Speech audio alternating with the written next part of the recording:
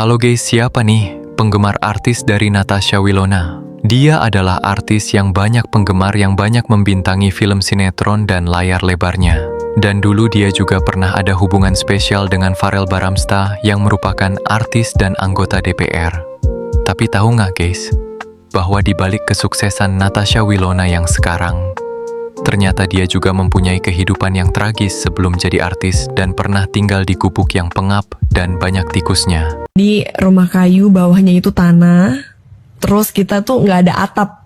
Jadi maksudnya emang bener-bener kayu, bolong-bolong. Suka ada cecurut, tikus-tikus kecil lewat tiap malam.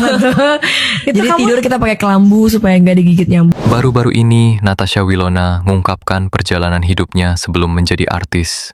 Natasha Wilona menceritakan kalau hidupnya dari kecil sudah susah dan pernah tinggal di rumah kayu yang per tahun cuma 2,5 juta untuk sewanya. Dulu dia pernah tinggal di Jakarta bersama keluarga ayahnya yang sebelumnya pindah di Kalimantan. Alasan Natasha Wilona diajak pindah ke Kalimantan karena ayah dan ibunya sudah berpisah. Jadi waktu itu emang papa sama mama udah pisah waktu aku masih kecil. Dari kecil udah pisah. Tapi papa nggak pernah, maksudnya berhubungan nggak sama kamu? Sebenarnya yang lucunya adalah aku tuh lebih deket sama keluarga papa untuk saat ini karena aku deket sama oma opa aku karena kan oma dan opa dari mama udah meninggal. Iya. Jadi emang sekarang pun juga aku tinggalnya deket sama berarti adik-adik papa dari papa aku, deket sama nenek aku dari papa. Tapi gitu. waktu kecil nggak deket?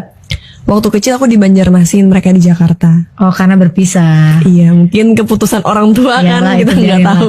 Jadi waktu kamu tinggal di Banjarmasin tuh kamu hidup susahnya di situlah sama mama sama kakak. Iya. Dia menyebutkan kalau rumah yang ia tempati yang cuma 2,5 juta, itu kondisinya kayak rumah sederhana kayu. Dan kalau hujan ada air hujan masuk, karena bolong-bolong dan banyak anak tikus yang masuk. Rumah itu ditempati bersama kakaknya dan ibunya. Karena ibunya cuma bisa menyewa rumah itu karena lagi krisis ekonomi dan ditambah kondisi ibu dan ayahnya sedang berpisah. Aku itu sebenarnya dulu sempat tinggal di Jakarta, terus habis itu Dan lahirnya lahir di Jakarta. lahir di Jakarta. Iya. Terus pindah ke Terus umur 4 tahunan aku pindah ke Banjarmasin, tinggal di Banjarmasin. Nah di saat itulah, kan maksudnya mama lagi dalam krisis keuangan dan juga harus biayain anak sekolah. Tapi mama juga cuma kayak jualan baju. Pokoknya berusaha kerja apa aja deh yang masih bisa ngasilin. Dan saat itu emang mama tuh cuma mampu untuk ngontrak yang setahun tuh cuma 2,5 juta. Oke, Jadi ya rumahnya udah kebayang lah seperti apa. Makanya rumahnya itu emang rumah kayu. Jadi kan di Kalimantan di daerah di gang kecil, namanya Gang Perantauan kalau nggak salah aku lupa. Terus jadi rumah kayu, bawahnya itu tanah. Terus kita tuh nggak ada atap. Jadi maksudnya emang bener-bener kayu, bolong-bolong. Suka ada cecurut, tikus-tikus kecil lewat tiap malam.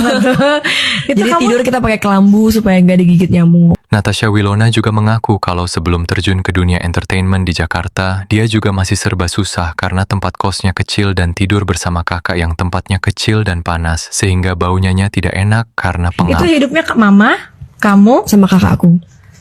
sorry Bunda mau tanya kalau papa. Jadi waktu itu emang papa sama mama udah pisah waktu aku masih kecil. Dari kecil udah pisah. Tapi papa nggak pernah, maksudnya berhubungan nggak sama kamu? Sebenarnya yang lucunya adalah aku tuh lebih deket sama keluarga papa untuk saat ini karena aku deket sama oma opa aku karena kan oma dan opa dari mama udah meninggal. Iya. Jadi emang sekarang pun juga aku tinggalnya deket sama berarti adik-adik papa dari papa aku, deket sama nenek aku dari papa. Tapi gitu. waktu kecil nggak deket? Waktu kecil aku di Banjarmasin, mereka di Jakarta. Oh, karena berpisah. Iya, mungkin keputusan orang tua Yalah, kan kita itu nggak tahu. Jadi waktu kamu tinggal di Banjarmasin tuh kamu hidup susahnya di situlah sama mama sama kakak. Iya, sampai di Jakarta sih. Sampai di Jakarta pun juga masih susah karena mama kan berjuang sendirian. Iya. Jadi yang ngontrak, kita pernah tinggal di kos-kosan satu kamar. Sampai badan aku sama kakakku tuh banyak biang keringet saking panasnya itu kos-kosan.